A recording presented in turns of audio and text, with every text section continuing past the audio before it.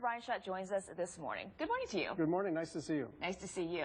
You know, the governor has set up a new task force to deal with this issue. It's from the federal, state, and county level. And you said in your press release that you wanted, quote, real long-term solutions. I guess my question is, what does that mean? What are those? Well, I think we have to kind of divide the homelessness problem from the standpoint of the government into two categories. So there are all the programs that service the homeless. And then there's the root cause of homelessness, which is, generally speaking, that we lack inventory. We're 20 to 30,000 units short on the island of Oahu. And so all of these other programs which service the homeless, literacy programs, mental health service, substance abuse treatment, job training, all of that is very important. But frankly, people don't stand a chance if they don't have a roof over their head. And so the main thing that I ask the governor, the mayor, the city council, and the legislature to focus on is housing first. And that's not just a slogan. The idea behind it is that if you take all the money that we spend right now servicing homeless individuals and you add it all up, it's actually quite a bit of money.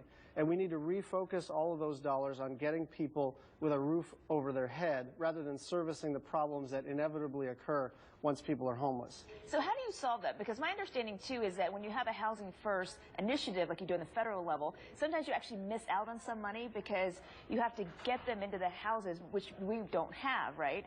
And they have to follow certain rules that some of them aren't willing to follow. Well, actually, let me clarify here. On the Housing First side, what we're trying to do is say, look, if you have a substance abuse problem, if you have some challenges obeying the rules, you have basically no chance if you're living on the street. And so the idea here is, let's get a roof over your head, and then we can provide services to you. Because right now what we're saying is, you don't get any housing until you clean yourself up, which sounds nice, but basically therefore that person will never stand a chance of getting back on their feet. Housing First worked in Denver. It's worked actually across the country, and we've got to adopt it now. Hawaii is different because we lack so much inventory and because it's so expensive to live here. But Housing First is a proven program, and I think the legislature, the governor, the mayor, and the council are starting to kind of aggregate around the program. We've got to tweak it to make sure it works for Hawaii, but this is a proven program, and we've got to make sure that we implement it here. Do you think you have a unique perspective on this issue because you were the CEO of Helping Hands Hawaii? Well, I do. You know, I used to run a not-for-profit social service agency, and I actually just met with the Helping Hands folks, I guess it was last week, on the case management side. And let me just give you an example.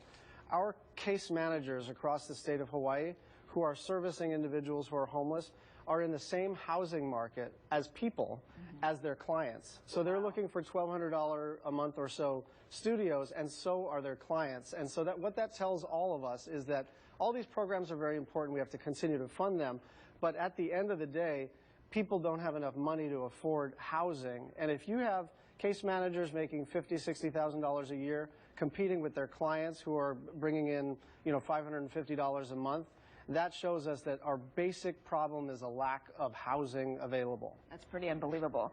As Lieutenant Governor, this was an issue that was around then. Did you deal with any specific issues regarding the homeless during your tenure? Well, my job as Lieutenant Governor was to try to maximize federal funding. And so we've been able to try to do that. One of the great things that's happened over the last 6 months or so is someone named Nani Coloretti, who's an Iolani grad, is now the Deputy Secretary of Housing and Urban Development. She has personally engaged in this issue, as has Secretary Castro. And so they're bringing resources to bear both on the expertise side and trying to find where there are pockets of federal money that we haven't quite availed ourselves.